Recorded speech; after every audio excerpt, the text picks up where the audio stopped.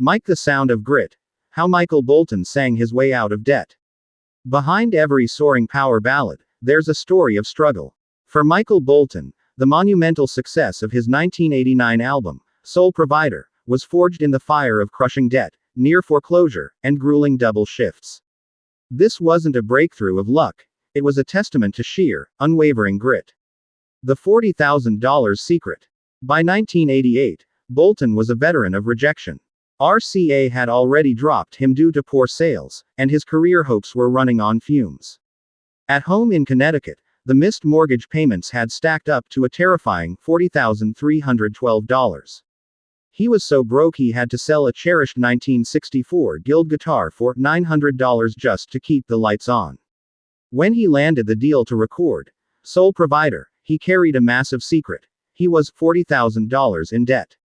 He feared Columbia Records would drop him before the album was even finished if they knew the truth. The warehouse grind. Bolton wasn't just working a day job, he was working a punishing night shift. During the day, he'd be writing songs, desperately trying to get anyone to listen. But at night, he became a warehouse laborer in Bridgeport, loading trucks to make ends meet. He would clock out around 4:10 a.m. and drive straight to the studio. He was running on coffee and, sometimes, only 5 hours of sleep spread across 2 days. Audiences later heard power. He was singing on fumes and overdue notices. A voice soaring, a life collapsing. The recording sessions were brutal. During the takes for his future mega hit, How Am I Supposed to Live Without You, producer Desmond Child noted how often Bolton left the booth. He claimed he needed air. The devastating truth. He was in the hallway calling his bank to desperately stop a foreclosure notice that had hit his home that same week. His voice on the tape was explosive, powerful, and full of soul, while the reality outside the studio booth was one of imminent financial ruin. He kept a small, yellow legal pad of unpaid bills inside his gig bag, a constant, silent reminder of the stakes.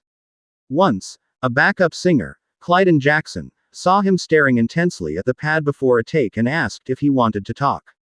Bolton simply shook his head and said, "Let's sing." The focus was absolute. The dedication was fierce. The debt would not decide his future. The sweet taste of victory. Everything shifted in January 1989. Columbia finally agreed to release the album, and the single, How Am I Supposed to Live Without You, shot straight to #1. The reward for his years of struggle, secrecy, and sacrifice was immediate and life-changing. The first royalty check he received paid off the entire mortgage that had almost swallowed him whole. Michael Bolton didn't succeed with luck or a free pass. He built that undeniable, explosive voice while working nights, dodging foreclosure, and refusing to let his circumstances define his destiny. His story is a powerful reminder that true power often comes from the deepest struggle. Hashtag Michael Bolton, hashtag Sole Provider, hashtag How Am I Supposed to Live Without You, hashtag Inspiration, hashtag Grit, hashtag Music Industry, hashtag Comeback Story, hashtag Overcoming Adversity, hashtag Music History, hashtag Chero TV Blog.